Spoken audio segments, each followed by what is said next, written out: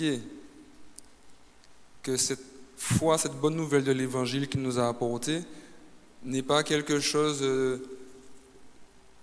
voyez, qui plane sur nos réalités, mais que Dieu lui-même est venu marcher parmi nous. Et donc, c'est le sens des chemins de croix que nous faisons dans nos villes, le vendredi saint, pour bien se rappeler que le chrétien, c'est quelqu'un de bien concret. Et puis cet après-midi, nous avons la célébration de la Passion. Nous retrouvons notre église dans le même état qu'hier, avec l'autel vide, nu, le tabernacle vide, le prêtre en rouge qui symbolise le sang. Et j'en profite pour vous dire qu'aujourd'hui, ce n'est pas une messe, pour ceux qui ne le savaient pas. Il n'y aura pas de consécration eucharistique. Aujourd'hui, c'est une célébration de la parole durant laquelle nous allons communier. C'est pourquoi il n'y a pas eu d'accueil non plus. Il n'y a pas eu de bénédiction hier soir après la messe. C'est comme si la messe d'hier restait ouverte. Il n'y a pas eu de bénédiction et de renvoi, si vous vous souvenez bien. Et il n'y a pas eu d'introduction non plus. Donc aujourd'hui, c'est une annexe qui est greffée à la messe qui a commencé hier soir. Donc c'est un prolongement de la messe.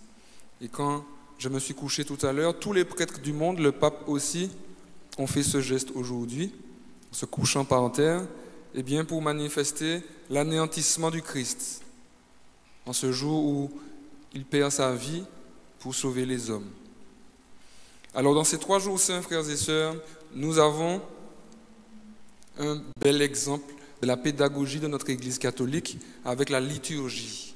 La liturgie, ça veut dire le service, l'activité. Et souvent, on reste freiné parce qu'à la messe, on ne comprend pas des gestes, etc. Et durant les 3 jours saints, demain soir, ce sera le summum, l'explosion de symboles.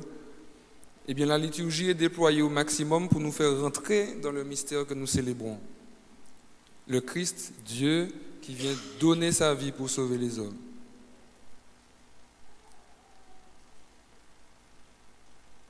Et ce vendredi saint, ce jour comme on dit, de la livraison de Jésus, on l'a livré aux pécheurs. Nous célébrons quelque chose de particulier. En tout cas, nous sommes interpellés sur quelque chose de particulier.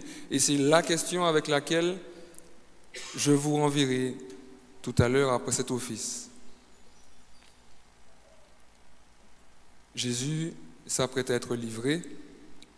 Et dans tout ce que nous venons de lire, dans tout ce drame de la Passion, il y a un enjeu capital qui est: quel est le visage de Dieu? Quel est le visage de Dieu? C'est cette question-là que Jésus est venu résoudre dans la Passion. Malheureusement, on a limité l'Église catholique à une espèce de gendarmette ou de contractuel qui embête les gens avec de la morale. Mais bien sûr, ce n'est pas ça. L'Église, comme je disais récemment, c'est cette maman qui est chargée de transporter un dépôt de la foi, comme dit saint Paul. Le dépôt de la foi, une révélation qu'elle a reçue, qu'elle n'a pas créée, qu'elle a reçue de Dieu lui-même, Jésus, son fondateur. L'Église catholique n'est pas née de la tête d'un homme un jour, sinon de cet homme Dieu qu'on appelle Jésus, mais pas de sa tête, de son cœur.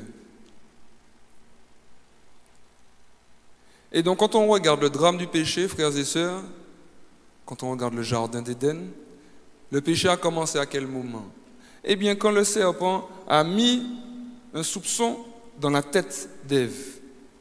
Dieu vous a dit que si vous mangez du fruit, vous allez nous mourir. Ce n'est pas vrai. Dieu sait très bien que le jour où vous allez manger de ce fruit, vous allez devenir comme lui. C'est pour ça qu'il vous a dit de ne pas manger ce fruit. En gros, le serpent dit à Ève, Dieu vous a menti. Dieu ne veut pas que vous deveniez comme lui. Dieu veut que vous restiez là, petit, aveugle, pour vous diriger. Et donc, l'image qu'Ève avait de Dieu a été transformée.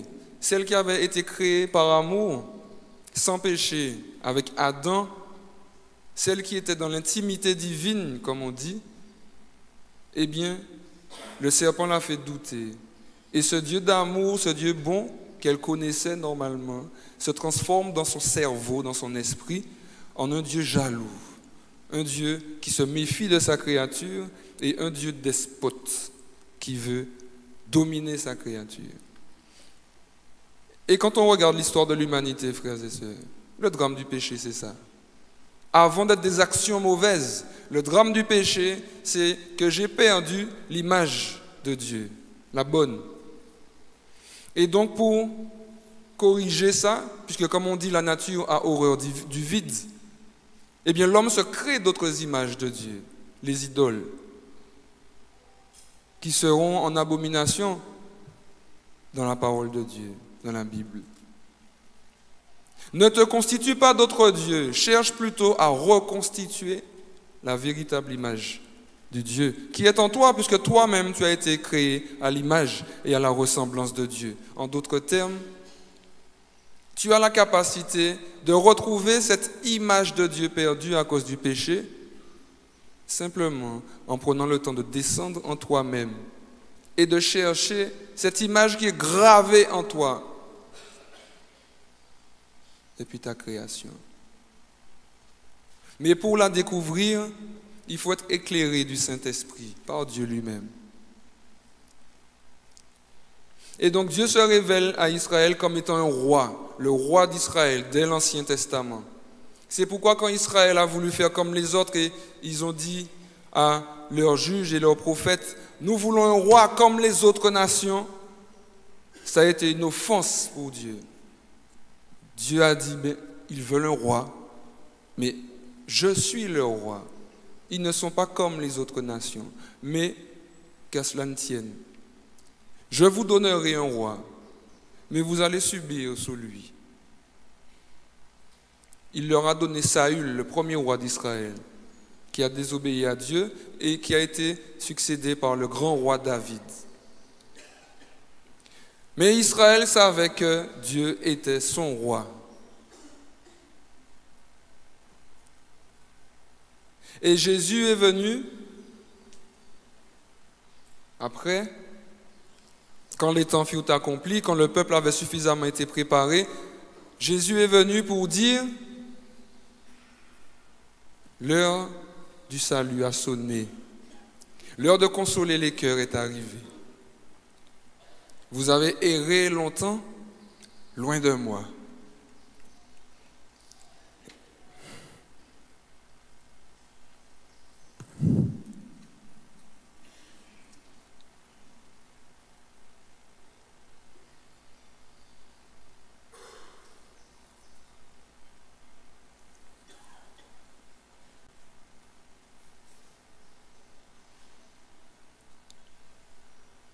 Eh bien moi, Dieu, je viens moi-même vous rejoindre.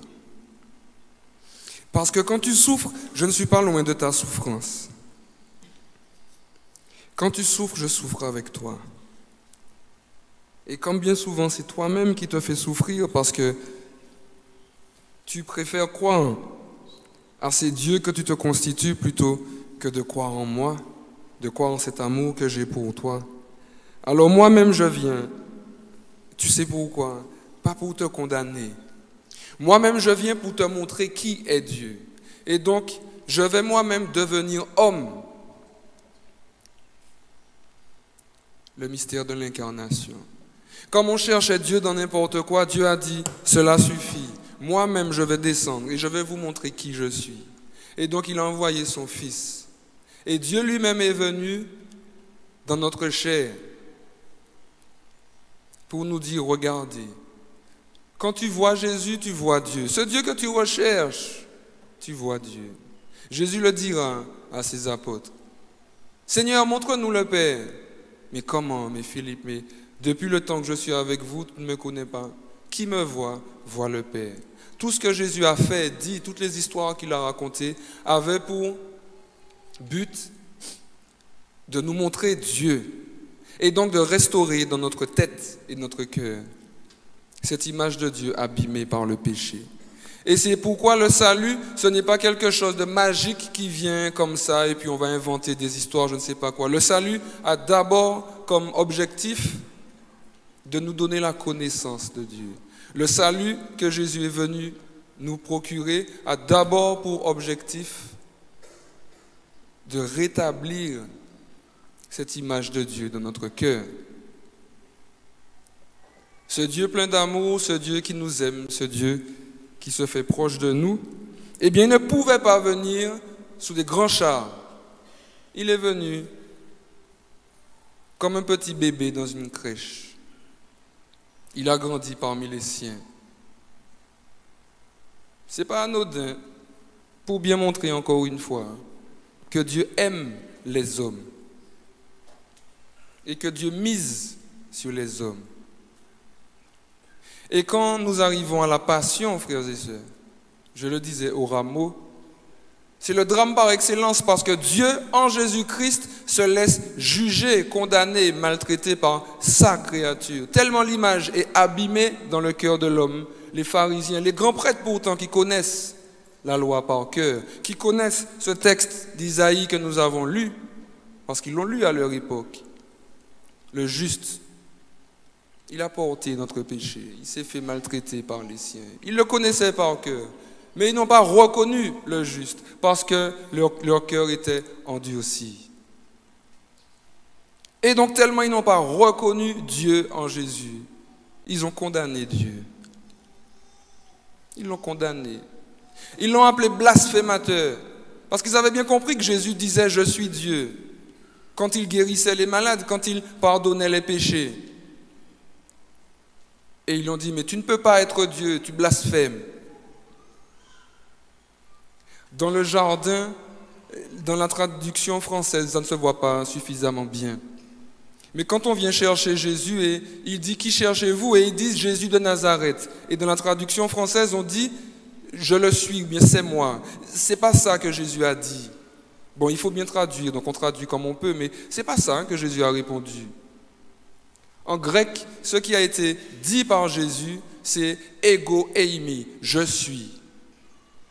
Et « Je suis », c'est ce nom du buisson ardent avec Moïse. Quand Dieu s'est révélé à Moïse, Moïse a demandé à Dieu, mais c'est quoi ton nom pour que j'aille dire? Tu vas leur dire que je suis. C'est ce qu'on traduit souvent, vous savez, par je suis celui qui suis, ou je suis celui qui est, etc. Comme on ne sait pas exactement, parce que c'est trop chargé. Je suis l'être, je suis. Eh bien, Jésus, il a repris ça plusieurs fois. Quand il disait, avant qu'Abraham ne fût, je suis. Eh bien, les Juifs entendaient ça très bien. Et ça a accéléré, accentué leur colère parce qu'ils se faisaient Dieu.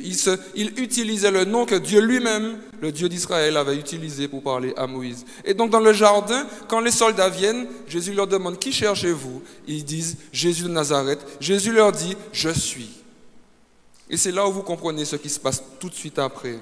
Ils reculèrent et ils tombèrent par terre. Là non plus, ce n'est pas ce qui se passe. Ils ne tombèrent pas par terre. En grec, ils se prosternaient. Ou bien, ils tombèrent la face contre terre. Parce que quand Dieu se révèle, il dit « Je suis », les genoux doivent fléchir. Vous voyez? C'est ce qui explique des petites ambiguïtés comme ça, on ne comprend pas trop. Jésus dit « C'est moi » et puis les gens tombent par terre, mais on ne comprend pas pourquoi. Et puis 2 fois en plus. Qu'est-ce qui se passe? Ben, c'est pour ça. Parce que Jésus dit « Je suis ». C'est lui que vous cherchez. Et on tombe. On est prosterné. Pourquoi? Parce que le diable lui-même, quand il voit Jésus, il se prosterne. Souvenez-vous du démon de Génézareth dans les cimetières. Quand il a vu Jésus au loin, il a couru se mettre à genoux devant Dieu. Parce que Satan a beau être Satan, mais il sait que Dieu, c'est son Dieu. Et donc, il est obligé de venir se mettre à genoux devant Dieu. Eh bien, les gardes qui sont venus arrêter Jésus, quand Jésus dit « Je suis », même s'ils ne comprennent pas, leur âme entend ça « Je suis ». Donc, ils sont obligés de se coucher par terre et d'adorer le roi des rois. Voici la passion. Dieu qui se révèle aux hommes. Mais malgré ça, on va le frapper encore. Et les seuls qui vont l'honorer, ce sont les gardes et Pilate, dans leur moquerie. Moquerie pour les gardes et la crainte pour Pilate. Pilate a eu peur, il ne comprenait pas trop ce qui se passait. Pilate va dire aux Juifs, voici l'homme, ecce homo, en latin. Voici l'homme. Ce n'est pas anodin. Voici l'homme, ça veut dire, voici l'homme parfait. L'homme à qui il faut ressembler. Celui qui est créé parfaitement à l'image et à la ressemblance de Dieu. Donc, celui que tu dois imiter. Mais comment il est à ce moment-là, frères et sœurs? Il est en lambeaux, en sang, avec des traces de crachat sur lui. Et pourtant, Pilate dit, voici l'homme, l'homme parfait, l'homme pauvre qui dépend de Dieu, l'homme qui se laisse abîmer comme Dieu se laisse abîmer par sa créature. Voici l'homme, celui que tu dois imiter. Donc si aujourd'hui tu étais encore sous tes piédestals à chercher la gloriole des hommes, descends. Descends. Et cherche plutôt à ressembler à cet homme-là. Pas pour t'écraser, comme disent des gens qui n'ont rien compris à la foi chrétienne. La foi chrétienne fait l'apologie de la souffrance et je ne sais pas quoi. Non, non, non, non, non. Pas pour t'écraser. Justement, Jésus vient nous montrer que la souffrance n'est pas un écrasement. La souffrance consentie devient une offrande. J'offre mes souffrances. Il dit à Pilate, tu n'aurais sur moi aucune autorité si ça ne t'avait été donné d'en haut. C'est moi qui m'offre à toi. Et Pilate va écrire, vous savez, le fameux INRI, I-N-R-I, au-dessus de nos crucifix. Jésus de Nazareth, roi des Juifs. C'est ça le motif de sa condamnation. Et donc nous avons là le mystère qui est élucidé. Ceux qui disaient que Jésus était le blasphémateur par excellence s'avèrent être en fait les vrais blasphémateurs. Pourquoi? Parce que non seulement ils se sont moqués de Dieu, mais ils ont tué Dieu. Le cœur endurci aussi, qui ne reconnaît pas son roi. Et voici ce qui se joue à la passion, frères et sœurs. Aujourd'hui, le Seigneur vient corriger son image dans nos cœurs. Tu cherches le bonheur, mon frère, ma sœur. Moi aussi. Je l'ai longtemps cherché, loin, très loin de Jésus. En pensant l'avoir trouvé.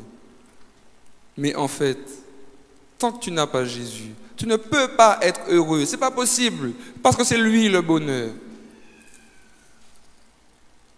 Ce Dieu, parfois, qu'on voit comme étant ce Dieu avec son fouet, ou bien pour nous taper, ou bien sa baguette magique pour exaucer tous nos caprices d'enfants gâtés, ou bien ce Dieu éloigné qui ne nous entend pas quand on prie, qui ne nous entend pas quand on met nos genoux par terre, quand nous avons des membres, des proches qui souffrent d'une maladie. Ce Dieu qui paraît si loin. Eh bien, regarde Jésus et tu verras que jusqu'à présent, tu t'es trompé.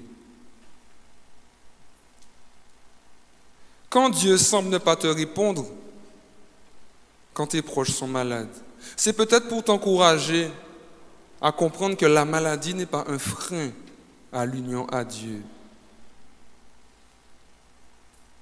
J'ai eu la joie d'accompagner quelques personnes là, jusqu'à la mort, et une dame récemment, il y a 2 semaines, à Clarac.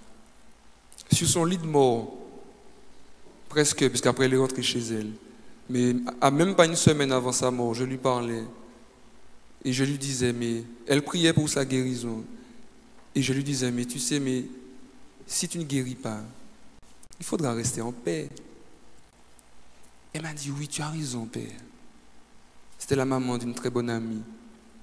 Je dis, mais oui, parce que si le moment est arrivé, ben, il faut y aller. Et puis si tu fais le grand saut, eh ben, tu seras avec Jésus. Et puis, elle s'est mise à sourire. Elle a dit, oui, père, tu as raison, c'est vrai, père. Je dis, mais oui.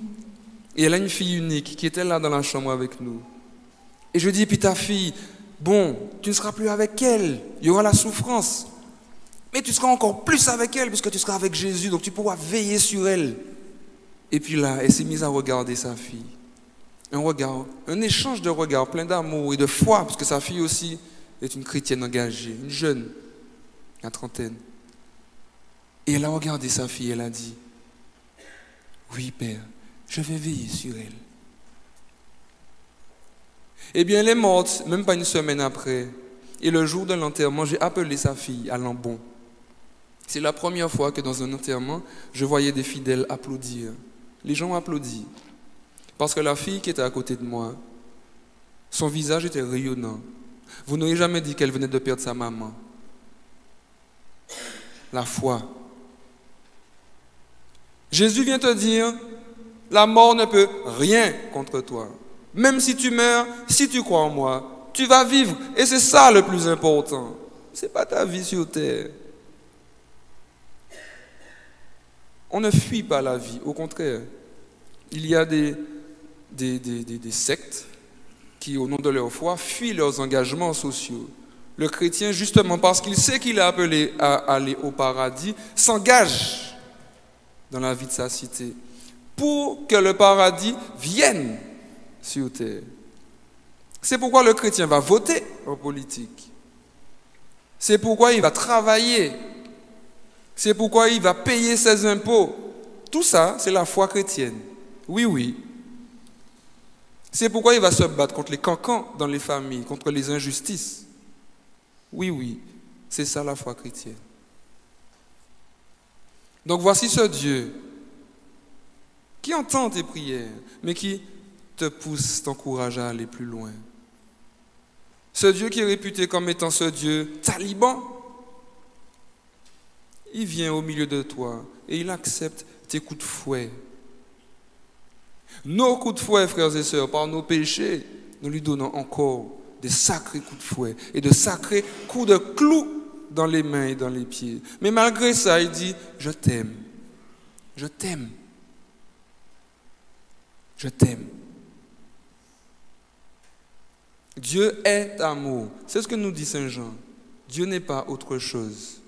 Alors si tu cherches l'amour, cherche-le en Dieu, mais avec la bonne image de Dieu. Alors fixe la croix, regarde la croix et regarde ton Dieu cloué par amour pour toi. Et tu verras que tu n'as pas à te méfier de lui. Voilà ce que la liturgie essaye de nous faire sentir par ces jours saints. Dieu vient nous donner la vie. Mais est-ce qu'on la cherche, cette vie? Dieu vient nous sauver. Mais est-ce qu'on veut être sauvé? Ou bien est-ce qu'on est bien dans notre vie piam-piam, parfois bien médiocre, mais à laquelle on s'habitue? Dieu vient nous faire viser l'excellence, frères et sœurs. Alors ne crachons pas dessus. Rejetons la médiocrité et puis cherchons l'excellence en Dieu, qui n'est pas du fanfaronnage. L'excellence en Dieu qui est comme hier, le lavement des pieds de nos frères, surtout de nos frères les plus pauvres. Alors, dans quelques instants, après la prière universelle, nous allons procéder à la vénération de la croix. Ce n'est pas une adoration. J'irai au fond récupérer la croix qui est voilée, vous avez vu, toutes les statues sont voilées. Justement, ce sont des symboles encore, ce n'est rien de magique, pour nous montrer qu'il n'y a rien à voir. Le Christ a disparu de nos yeux, circulé. Il n'y a rien à voir. Eh bien, dans quelques instants, il y aura quelque chose à voir, la croix. Et que je vais venir placer ici, que je vais vénérer moi-même, et nous serons appelés ensuite à venir la vénérer. On va vous expliquer comment nous allons faire. Vénérer la croix, ce n'est pas l'adorer, on n'adore que Dieu. C'est un bout de bois avec Jésus dessus, d'accord. Ce n'est pas une idole. Donc venez-y avec confiance. Faites confiance à l'Église. L'Église vous propose quelque chose, rentrez dedans, même les yeux fermés. L'Église ne peut pas se tromper, et elle ne peut pas nous tromper non plus, puisqu'elle sort du cœur de Dieu. Et donc vous viendrez, si vous voulez, vénérer la croix en faisant un signe, en vous inclinant dessus, ou bien en faisant une génuflexion, mais de façon à garder un rythme pour ne pas perturber le déroulement. Et devant cette croix, serez appelé par cette vénération à dire « Jésus, merci pour ta croix ». Parce que non seulement ta croix m'a sauvé, mais ta croix a restauré l'image de Dieu dans mon cœur. Et donc aujourd'hui, je chercherai à préciser de plus en plus cette image de Dieu. Et donc cette image de Dieu va aussi avec cette image de l'Église, qui n'est pas contraire à Dieu. L'Église est le berceau que Dieu a choisi pour faire grandir ses enfants.